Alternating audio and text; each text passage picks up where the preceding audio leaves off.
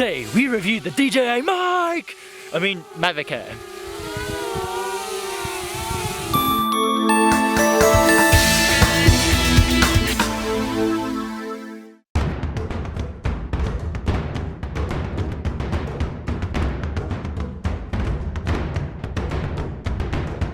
Welcome to the Great Wall of China.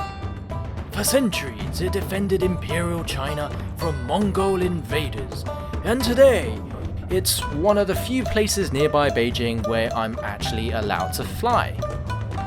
Only we had to hike 2 hours up a dirt track just to get there.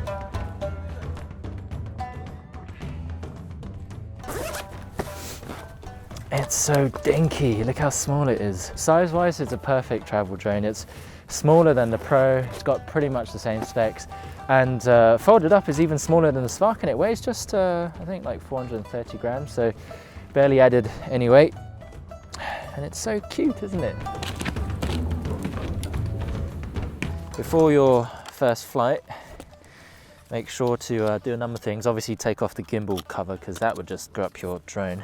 Unfold your little landing pads and then get out the controller. So many people, and I agree, have been just waxing lyrical about the controller because you can detach the little nipples and then screw them onto your pad. This is fantastic. This you actually can put in your pocket. The controller, so damn cold. Oh, the things we do for you guys. Oh, I'm freezing my nuts off. Take off. And we're off to a bit of a rocky start. Aircraft disconnected. I can control the drone with my remote, but I keep getting aircraft disconnected messages, which might be due to heavy interference on the 2.4 gigahertz band. Okay, all sorts of problems. I was trying to use ActiveTrack just now. It does use contrast detection, so you know I'm wearing yellow. The dirt around me is yellow, and I've got lots of yellow trees, so it's very hard for it to try and detect me. It kept losing me, and also I kept losing signal to the aircraft, even though it's just maybe like 8 meters above me, and the app kept crashing. Let's try it again. We'll put it on trace mode and select myself, press go. Okay, it's following right now. Okay, so for the 5th time already, one of the great things about ActiveTrack technically for the Mavic Air is that because it has 6 sensors on the front, back, and also the bottom, it should actually be better ActiveTrack wise than the Pro and also the Spark. Thanks to its brand new rear sensors, the Air can fly backwards without bumping into things, unlike my videographer. So, and there's people here, so maybe we should... Sorry. There's also spotlight and profile modes, but since the Mavic Air doesn't have side sensors, you should still be wary of trees and other obstacles when flying profile. I think that's maybe enough of profile mode. Let's try the other ones.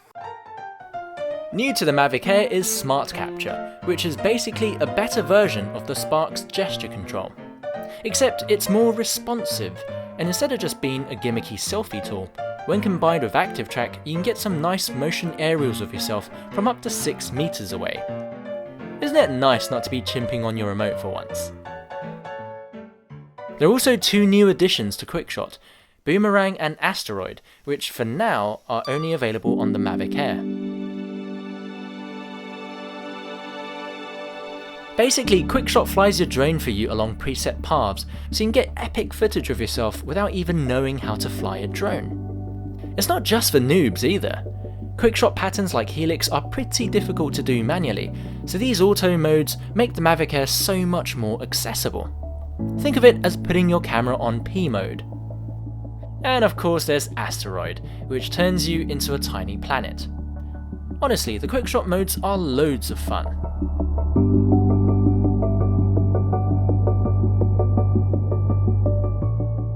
Battery level is low. The aircraft will go home.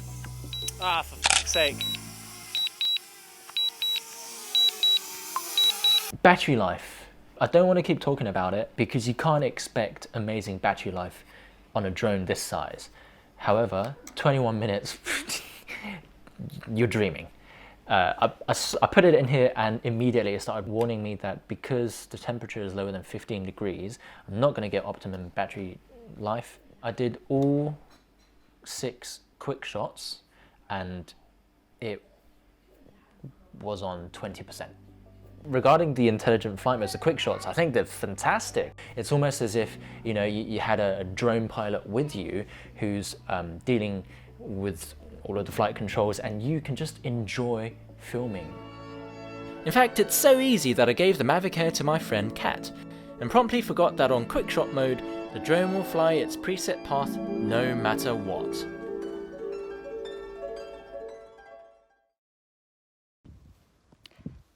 We're in a bit of a pickle because the drone on auto mode, we've learned now when on auto mode it doesn't worry about obstacles, and now it's stuck in a tree. So rather than Sharon throwing stones, we are gonna make a bigger than Katrina, your stick. I can press. Ouch! Oh, Dude! Okay, I'm sorry I got your drone stuck in the tree, but you don't need to act out like that.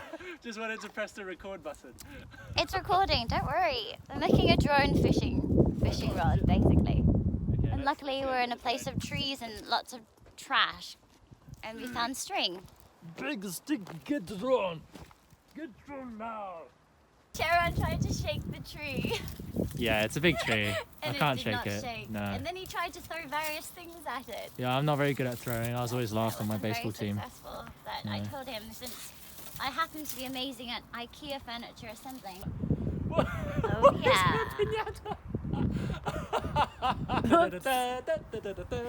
If you manage to hit the stick, you get a Mavic Air. Drone fishing rod number 1 was too limp. That's what she said. Anyway, after an hour and a half, we finally managed to get it down. And it's all thanks to the prop guards that the Mavic Air didn't shatter from its 8-meter drop. Man, I can't tell you how much I love how this drone looks. It reminds me of a Tesla Model S. You know, it's beautifully thought out, beautifully designed. I've worked with the Spark, the Mavic Pro, the Phantom, the Inspire, and the Octocopter. And no offense, DJI, but they did not look great, except for the Inspire. The Inspire was beautiful, and this, I think, is maybe even more beautiful than the Inspire. Shame you only really get 15 minutes of flight from the Mavic Air though. It charges the least used battery first, so you can have a fully charged battery ready to go while your other ones are still charging. The Mavic Air uses the same sensor as the Mavic Pro, but it records 4K 30p at a higher bit rate, meaning the same footage will look clearer on the Mavic Air. It also has 8 gigs internal storage, which is good news if your microSD card is too slow for 4K. 12 megapixel stills look great, and unlike the Spark, the Mavic Air does RAW and HDR. It also has auto exposure bracketing, interval and panorama modes. I got to about a max distance of roughly a kilometer before I just non-stop started to lose signal. Could be that there's a lot of interference. I mean, there are lots of radio and signal towers here. The drone is coming back home. I can't see it, but I could hear it. It's a loud little bugger. I'm pretty sure the entire valley can hear it. Oh, it's there. It's right there. A little speck. You can't even see it. I was wondering where that little mosquito was. That said, unless you want to record audio, I don't think the noise really matters. Good boy, good boy, good boy, good boy. Clever lad. Oh. Okay, time to change battery. The Air also does 1080p at 120 FPS, which when combined with the 3-axis gimbal gives you super slick slow-mo. Okay, so the Mavic has something called APAS, which is Advanced Piloting Assistance System. It basically makes use of 7 cameras, 3 pairs of sensors, front, back and bottom, and the main gimbal camera, which technically should allow you to avoid obstacles. And instead of stopping in front of them like the Mavic Pro, it will just fly around them. They suggest to do it in the woods. I just found some trees. Let's fly it directly into the tree then. Oh! Okay. Nope. It's doing the Mavic Pro. Okay, let's try it again. Into the tree you go. Okay, it just flew around it, that's good. Oh, okay, now it's working. That's great, that's fantastic. It's actually avoiding the obstacles. But it doesn't always work, especially if you're flying in tight spaces. And it got stuck. Also, low light conditions are kryptonite to obstacle sensors, so don't rely on APAS at night. Come here. Very badly trained Mavic Air. Bad doggy.